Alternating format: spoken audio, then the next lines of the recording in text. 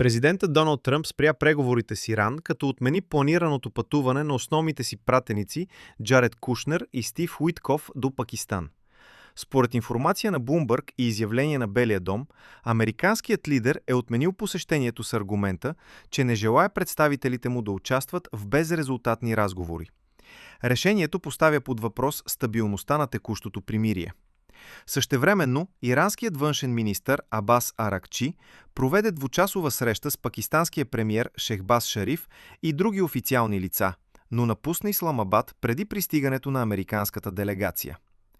Докато говорителката на Белия дом Каролин Ливит твърди, че Техеран е инициирал новия кръг преговори, Аракчи заяви, че визитата му е свързана единствено с двустранни консултации.